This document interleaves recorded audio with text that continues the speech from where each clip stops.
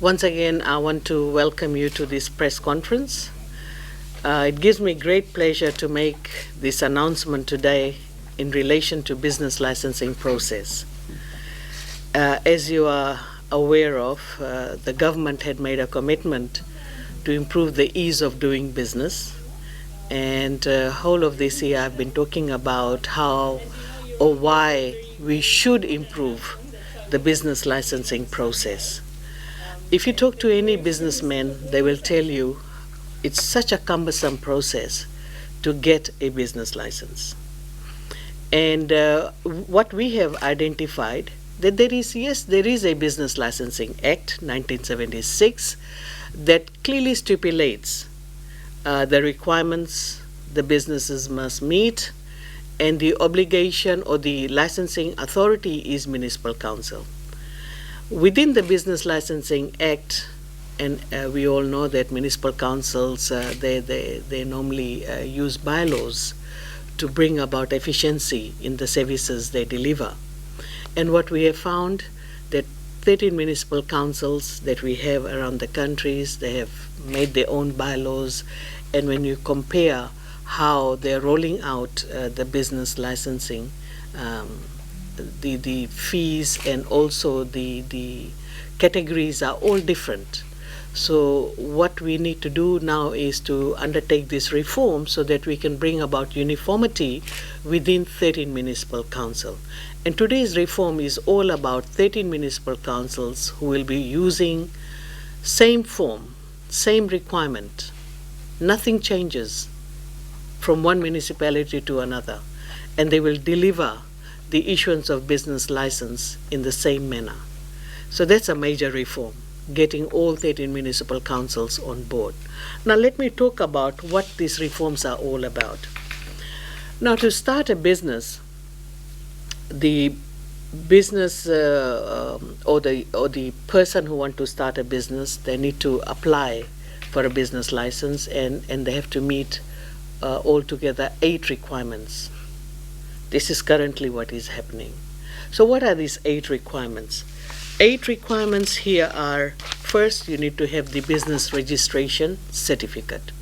Secondly, you got to have the foreign investment registration certificate if you're a foreign investor.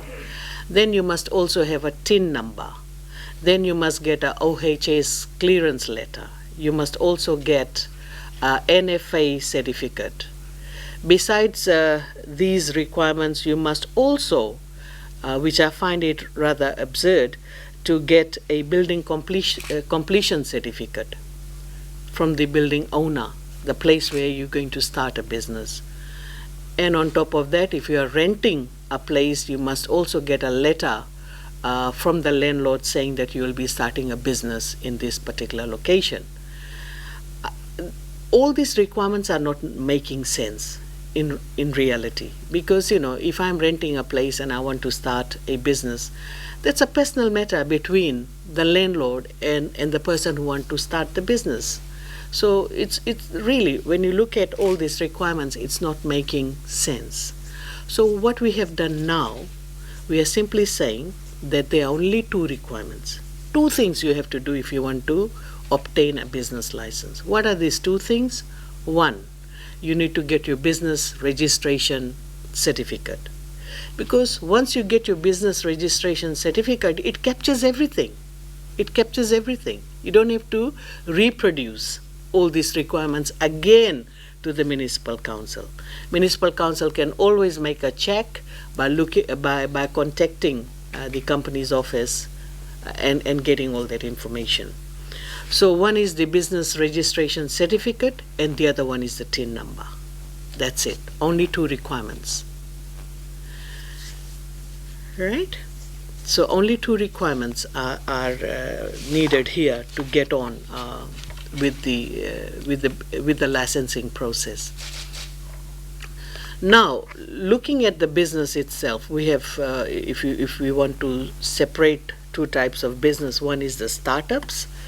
These are people who have got a dream to start a business, and the other one is businesses that exist. So let's talk about the startups. For startups, what I'm trying to say here is, for startups, we're going to categorize them into two groups. One is the high risk business and the other one is low risk. Now, what is high risk? High risk businesses here are businesses that will deal with food handling, they will deal with chemical handling or hazardous chemicals, plus businesses that will deal with selling of DVDs and CDs, etc. These are all high-risk businesses.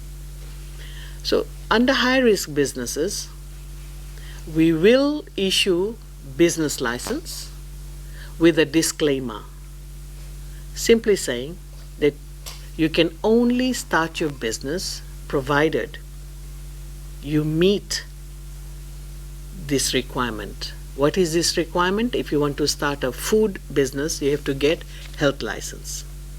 If you want to start a chemical handling business, then obviously you need to get clearance from Ministry of Environment. And if you want to sell DVDs and CDs, you need to get clearance again from ensuring that there is no intellectual property right issue. So they need to get clearance for that. So these are high-risk business. So high-risk businesses can only operate if they get these licenses in place. Particularly if somebody wants to start a liquor shop, you must have a liquor license before you can do that. Now, low-risk businesses are those businesses. These businesses can start operation immediately as soon as the business license is given, and within 6 months they have to meet all the compliance. Is that clear? So these are the low risk business. So for example, if you want to start a retail shop in town, and why should you be waiting around for OHS and NFA? You can go ahead and start your business. You can meet those requirements within 6 months from the date the business license have been issued. So whether it's a startup or renewal of business, what we are saying that if the premises where the business will operate or is operating, if there is no physical structure change to that building, you don't require NFA checks because nothing has really changed. If the number of employees have not changed, again, you don't need OHS checks. And similarly, if the legal structure of the business has not changed, you really do not have to go back to the company registration process. But if these three things changes, in other words, the physical structure changes, your nature of business changes, the legal structure changes, then the businesses must inform all these agencies. Right? They must inform, because that business license was given for that particular place. However, now the structure is changing, the legal structure is changing, and the number of employees is changing. So the obligation is now on the businesses to meet those compliance by contacting the various agencies. So in this reform, what we are doing, we are making businesses more accountable and more responsible. They have to ensure that all compliance are met as and when things change in their business. However, that does not stop the regulatory authorities to make the regular checks. Regulatory authorities will ensure that the businesses comply with the legislation. But what had happened initially, most of these regulatory authorities or agencies, they came up with self-imposed requirements. And we're basically using municipalities to do all the checks for them, because municipal councils were holding on to the business license unless OHS requirement was made, all the compliance checks were made. But if you look at the Business Licensing Act, it does not require that. It doesn't. The checks are actually clearly stated in OHS Act or in National Fire Authority Act. Like NFA Act Section 11 allows fire authority staff, National Fire Authority staff, to go and conduct inspection. So they will continue doing that. But nowhere does it say in the Business Licensing Act that the municipal councils cannot issue business license just because OHS as well as NFA checks are not made. That is not a requirement.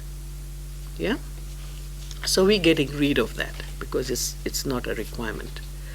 So I have spoken about the startups. Startups, one is high risk, the other one is low risk.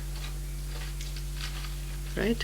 So low risk, business license will be issued, and within 6 months they can meet the compliance.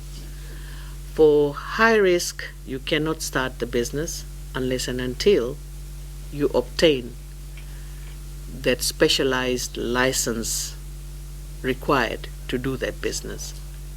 Now, what happens if the businesses have not complied? Right? In other words, they have not, they started, say for example, someone started a liquor business without obtaining a liquor license, or someone has started a restaurant business without obtaining a health license.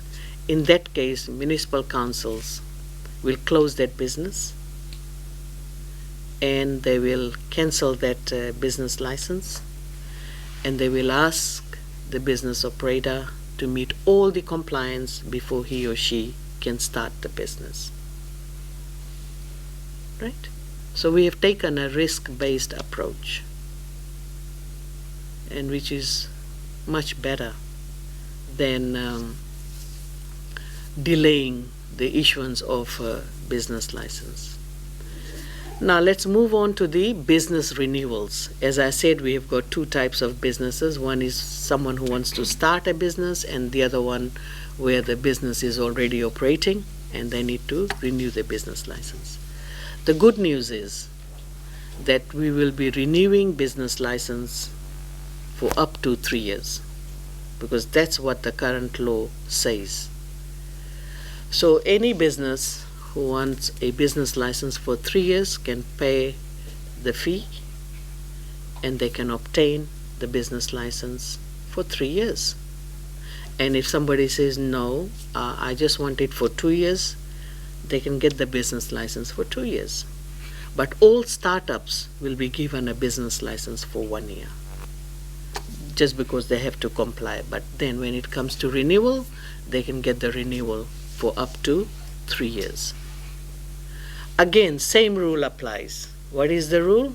The rule is this: whether it's a startup or the renewal of business licenses, the business are not required to meet this yearly requirement, what I call the self-imposed requirements from OHS, from NFA. They don't have to. They will only have to meet that requirement if the physical structure changes, or nature of the business changes, legal structure changes, or the number of employee changes. Then only they need to notify the various enforcement agency. So that is the good news. I mean, we want businesses to do their business and not be caught up in this red tape, right? So this way, the businesses can do what they do best, which is just do your business, make money, and contribute to our economy, create jobs. And on the other hand, the enforcement agencies, they need to ensure compliance are met, so they can conduct their regular inspection as required under the legislation. Now, there are other good news that I want to talk about. We are going to offer discounts and exemption of business license fee. So for startups, any startup who employs workers, and if you look at the employee number, if the number is from 1 to 3, in other words, up to 3 employees, then the startups will be given an exemption. They still require business license, but they don't pay business licensing fee. Right? Because we want to encourage our citizens to be creative, to come up with ideas, try their ideas out. So 1 year is a good time for them to test it out. So here they don't have to pay, particularly if the employee number is up to 3, they don't have to pay any business license. For micro businesses who will visit municipal councils for their business renewals, they will only pay 50% of the business licensing fee. And this is to encourage micro businesses to thrive. Right? So we've got discounts and exemptions.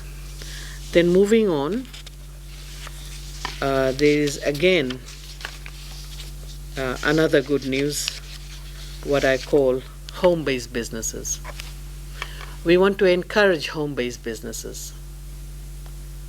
And for home-based businesses, people can now operate from their home, but there are certain conditions to be met.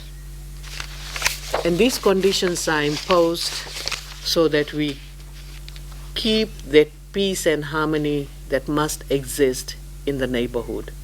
It doesn't mean that, if it's a home-based business, people can do whatever they want. We want to restrict that because, in a residential area, we don't want people to be disturbed. Home is a place where you want to relax, you want peace, quiet. So what are these conditions if you want to start your business from your home? The first one is the applicant must reside at the property full-time. Now that's a very important requirement. So even if you're renting a place, you can do business from that home, provided you live there. Not that you rent a residential place, but you are not living there and you want to do business. That is not allowed. Then secondly, advertisement or signage should not be more than 1 square meter in size. Just 1 square meter in size, and it can be placed in your compound. Thirdly, businesses cannot use mechanical or electrical equipment that creates external noise or cause nuisance or disturbance to the neighbors. Number 4, no outdoor storage of material or equipment associated with the business is allowed. Or you cannot display items outside the house. Then number 5, business cannot change the principal character or external appearance of the residential property. And 6, business must not generate pedestrian or vehicular traffic or parking in excess of what is normal for that neighborhood. And finally, in that premises, one can only have up to 3 employees and not more than that. So these are some of the conditions for home-based businesses. And we're trying to encourage sole traders, internet businesses, or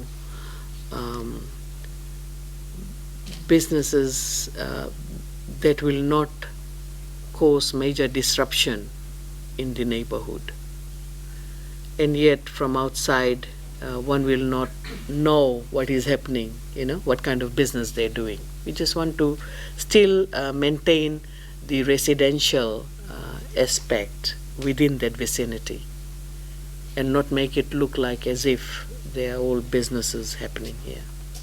So one can do businesses in a much concealed manner and make their money without disturbing the neighbors, and it's good for them.